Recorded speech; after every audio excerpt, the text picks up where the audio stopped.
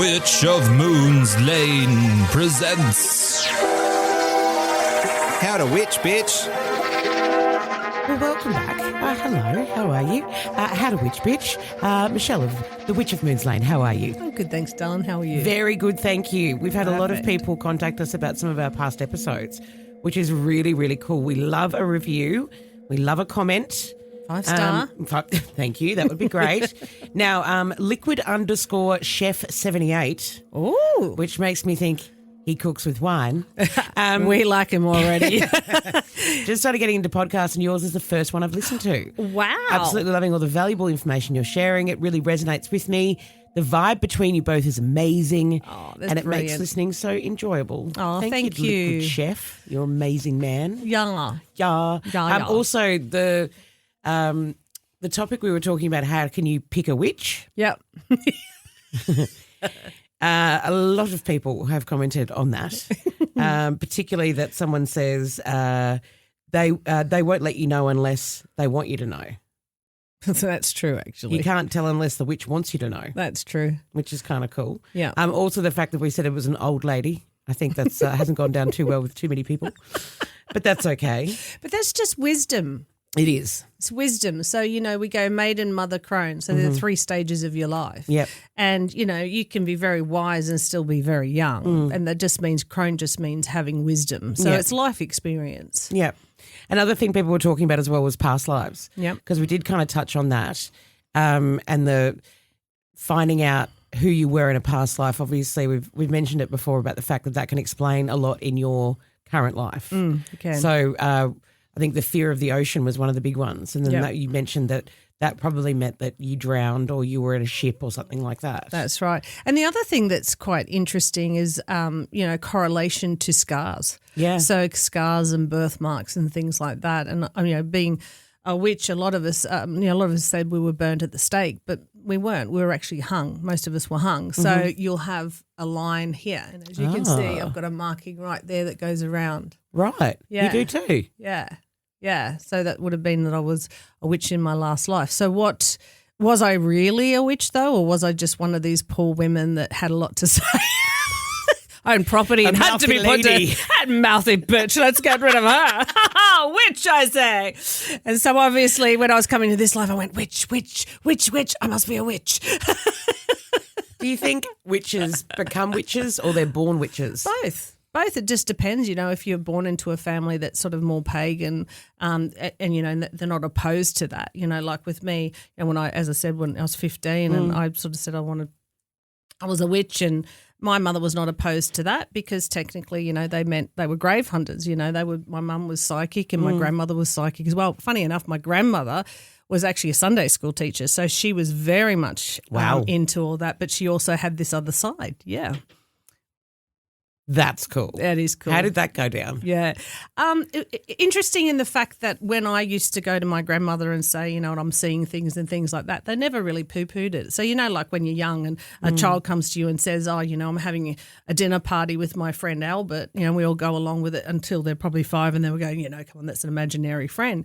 It may not necessarily be an imaginary friend. And so, there's certain things that you can ask. And going back into that past life when kids are that age, I'm always open to continuing it. So if one of your children comes in and says, my name's actually Ben, or it's Paul, or it's and you sort of say, okay, that's great, and tell me, what do you look like? What are you doing? You can really sort of go along with that. You'll soon work out whether or not it's all made up or actually there is something there like a past life. Well, we have mentioned that as well. I think in one of the other episodes was the fact that how kids can know where they died or that kind of thing, which is, the past life factor. With some of the people that you've done past life regression with, and that's a lot of hypnotherapy as well, what's the most fascinating person that you've found out their past? I mean, yours, you did mention it, which was that you got run over by a steamroller, which I still think you could have got away, like, to be 100% honest. But I'm not. It's a slow-moving vehicle, But I'm mate. not entirely sure whether or not I might have been murdered. Oh, this is what you mentioned. So this is what I was saying before. I can just under a steamroller. right. So I can just It's still remember. very slow. Very slow. Maybe I was a bit like the chef and had a bit of liquid Maybe going you on. had a liquid lunch. Maybe I was out there with my beer and had a bit too much and tried to lay concrete. Turn around, Brian. Oh, shite.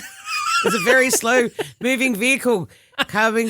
I'll just have another sip. That's probably why I was feeling it all, because I was like, Probably. oh, there goes my leg. There goes my stomach. Yeah. You didn't move because you were still drinking, finishing your glass. Yeah, I think I was held down. Have you had fascinating people? I have had some fascinating people, but nothing really sort of like any Cleopatras or anything like that. I've met people that have said they've been Cleopatra, and I've always giggled at. I've met 10 of those. So it's this the common. Like I had one lady that actually was just in the field and she was just doing the TP. So it was like just common, and like here she was English actually, funny enough, and here she was describing a life that she had long ago with, funny enough, her stepfather was her father in that life. So it's interesting how we choose to stay in soul family groups.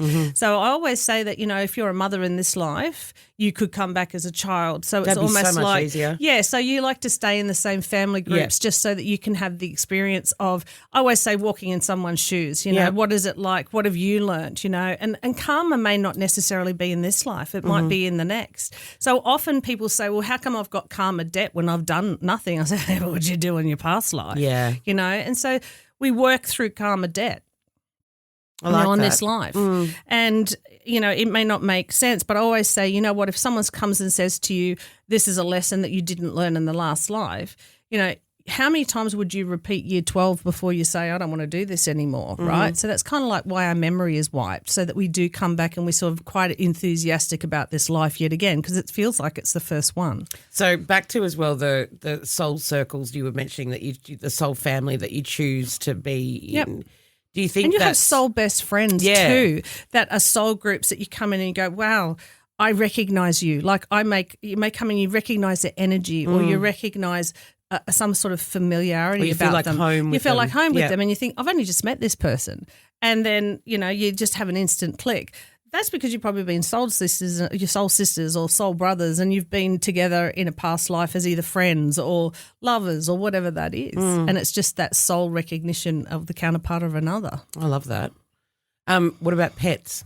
Pets are the same. So I always said before, you can choose to come back as a pet. You can choose, like, depending on what it is that you someone need. To just clean up after me. Yeah. They just feed me food on the floor and lick my own balls. No, I'm sorry, I wouldn't do that. Well, if you could. I mean, you could, right? Just fix yourself up. Sorry, we went a little bit. I mean, I just like the idea of having balls. I mean, I'd play with them all day. Wow. I'd just be going hibbity, hibbity, hibbity, wouldn't you? Okie dokie. I'm sure that we your need to put a partner, rating on this episode. your partner would come through if you had boobs and spend there all day like hibbity, hibbity, hibbity. I mean, Hibbity, hibbity, hibbity. I don't know. That's just my new word. Hibbity, hibbity. I'm getting a weird mental image, man. And I just called you man, which is even weirder. Well, I was a man in my last life, which gets back to, as I was saying before, You play with your balls. transgender. Oh, I'd play sorry. with my balls all day if I had a pair. I am so sorry. Transgender. So you think, we talked about that earlier as well, which was that if you're go back into life too quickly, you still feel as though you are the opposite gender, that kind of vibe. That's right. Yeah. Yeah. All right, pets, past pets. Yes, they hang pets around. are huge for so many people. Yeah, but they hang around until they either decide to reincarnate or they wait until you get to the other side. So everybody has a journey, don't they? Everybody has a journey of what they need to learn on this path. Yeah. How many times they want to reincarnate. I mean, you think about it. It's just incredible that we are here and the lessons that we need to learn. When you sort of look to space and say, well, we can't be the only ones here. I mean, there has to be something else. The Goldilocks zone, they've got many Earth-like planets that we could have people like us sitting there. There's that parallel universe. So you're thinking about, is there someone Moira and another Michelle, but we're choosing the opposite of what we're choosing this life. So if I choose yes this life, they're in the other life choosing no. I mean, you've got all these sorts of things as well. And so technically, you think about this, you think about, it's like what's the odds of you being here in this time frame? Like, it's just mind-boggling. But even, the fact that conception, everything else, when you start thinking about the fact that all of those things worked perfectly for that person to be born, that's right. when that's when my brain just goes, and I have to stop thinking about it because it just does my head in. But then it goes back to we are everything, and that our DNA is actually made up of stardust. So that's exploding. No, that's exploding no, planets. It's gone too far now. Yeah, okay, gone too far. Hibbity, hibbity, hibbity. Hibbity, hibbity, go back to the balls. That's why sometimes it's just so much that you just need to stay home and play with your balls. I mean, honestly. Oh, my Lord. I'm sure you would if you had a pair.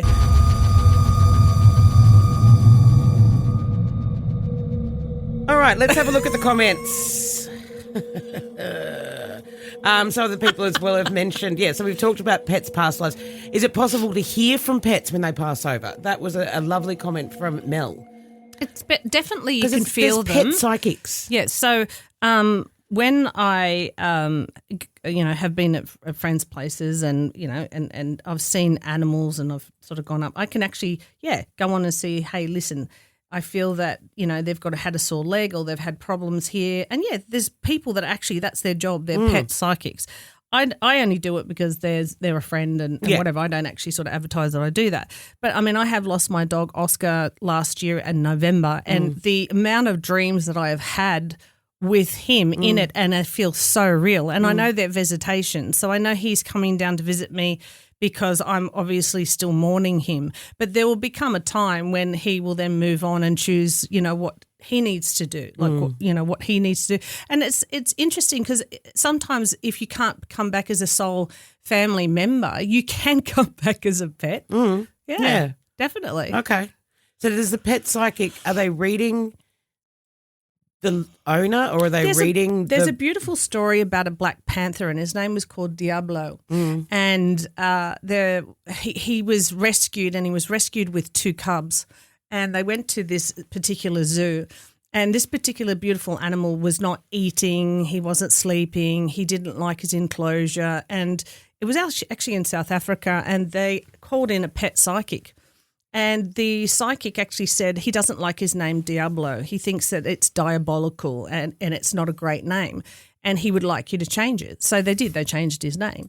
And they also said that he was asking about 2 little cubs that were rescued with him and where they went. And they found out that they were in another zoo and they actually got them and brought them back. And he then sort of adopted them and he was just saying that he liked his enclosure but he didn't kind of trust anybody and he'd like people to talk to him. So that's what happened. They started talking to him, they changed the name, they got the cubs and he was just lived out in this sanctuary and was just a changed panther. So you can actually, that's all documented. Wow. Yeah, so just look up the Black Panther Diablo. Okay. Sounds very interesting. Yeah, but that's very much about a psychic. And she was sitting there and she was just like talking to him as psychically. So it's a bit like, when you can think of what someone's thinking and saying, that's how they do it. Interesting. Now, you mentioned visitations, as in people in your dreams. Yes. Because we've discussed dreams before and the meanings of dreams. My teeth always fall out in my dreams. Yep. I was speaking to a friend this week who she always needs to wee in public, which is odd. And then she goes to a bathroom and there's no walls on the toilet. And it's a reoccurring dream that she's she has. vulnerable. She's feeling very vulnerable. So she's feeling like people are seeing her and not necessarily in a good light. She's feeling judged. I will let her know. Visitation, so spirits can visit you in your dreams. Yes, and depending on how you feel, like they feel so real. Like when Oscar comes and visits me, he's just got. It's funny when you look back at it because you think, well, he didn't quite look like that. So he's got this massive smile on his face, which he did have because he's a bully, big bulldog, yeah. And and you could smell him and you could touch him and you could cuddle him and he was running and he was happy. And I think that's what he was trying to say to me, like I'm happy, even though I may not physically be here for you to cuddle, I am happy where I have gone and I've made it to the other side. And so I love having those dreams, but that was the same with anyone that has passed over. They come and have visitations. And then as, time goes on, they don't visit as much because you're not needing them there to do that. So when my mother passed, she used to always she passed in the winter and I live in Sydney and she used to always get my stepfather's shorts and she'd put them in the dryer and she'd warm them up and she'd put him on, she'd put him on the pillow. So he would always have these beautiful warm pajamas to put on. And so the night that she died, he came home and there was his shorts and they was hot as anything on his bed and I went and felt the dryer and the dryer was as hot as anything how does that happen? We were coming back from the hospital. It was freezing cold. Wow. Yeah. And I was breastfeeding at the time because I'd only just had my son. Mm-hmm. So, and she waited to pass until I'd been there for hours and hours, and I had to go back and do a feed. And she waited till then to actually pass. And as I was feeding him in the corner of my eye, and my husband saw it as well, he said, Marion. And I looked up and she was right there, and she just smiled, and then off she went. And he saw her. He saw her too. So not just a psychic like you, but someone. Yeah. But we're all psychic. It's just a matter of tapping into that. And, if that means you got to do some meditation, or you take away the old belief that this is it, and you can open up to that. I mean, it's like a sixth sense. Sometimes when you go somewhere and you're feeling in danger, heebie-jeebies, you think, hey, I've got to get out of here. I've got to do some sweet talking, or I've got to do something. And then later on you find out that something went awry, especially if you've gone out and then, you've gone home, you've got yourself out of a situation, you find out that it really turned into a terrible situation. So that's it. That's where you start. It's a feeling. You feel first. How do I feel about this? What about psychics and the fact that, I'm sure how many times people have asked you for lottery numbers. That's one thing. But nearly everybody that wins the lottery, whether it's a year to 2 years or 3, they're usually broke or depressed or committing suicide. It's not a be-all and end-all. No. How much energy does it take for you to think about, I'm just thinking about massive things in history and people predicting that. Is that what a psychic can do as well, or are they a completely different type of person, someone who's predicting world events? Well, I have a friend who is not psychic in any way, shape or form. I've known him since I was 15. We've been good friends, and he predicted the World Trade Center. So he had a dream about that, and he wasn't the only one. There was quite a few people that had a dream about a building being attacked by a plane. And within a matter of a couple of days, that actually did happen. It freaked him out because he's had no psychic stuff ever, and that freaked him out that he actually got it. But that wasn't uncommon. That had happened quite a bit. There is also another case about Pleasantville. Have you heard about Pleasantville where the bridge fell down and lots of people, then there was called the Mothman Prophecies. There was actually a movie written about it. I feel as though you're saying a lot of movies to me right now. Yeah. Well, there's actually a movie with it, Mothman Prophecies, and it was documenting this particular bridge. Well, lots and lots of people actually had the psychic phenomenon or dreams about that before it happened at Mount Pleasantville, I think it is. All right, we might look into. Wasn't so pleasant. No, it certainly doesn't sound like a. And then for years after, they had these sightings of the Mothman Prophecy, which was like a bat-like animal that sort of came in from nowhere, and then it just disappeared as quickly as it sort of left. But they do say that the Mothman Prophecy, or the Mothman, when he is seen in certain places, that there is a disaster to follow. But there is a Spanish law of moths that if you do see a black moth within 3 days, someone you know will pass, and that happens to me all the time. I don't want to be your friend. No, if you see a black moth. Oh, sorry. Right. I thought you just go then whoever within a 3-day period you will find of someone passing. Oh, so you're still alive? I'm still alive. Yeah, but what if you see a moth and it's me that croaks in 3 days? Oh, I'll say that. I hope so. I'll say it. I don't mind. Bit of warning would be good, just so I can, leave out the banking details for my family. All right. Well, this was a very weird episode. It was. But that's kind of how they go. And that's how it goes. Thank you very much for listening, if you're still there. You say that every week. I do that. Thank you very much for all of the comments and also all of the love that we're getting as well, which is wonderful. Keep that coming. We're going into Easter in the next week, so we're going to have a chat about Easter pagan traditions and how they affect the world. But yeah, have a great week. And have a great week, guys. Be weird and fabulous, just like Michelle. And Moira. Okay.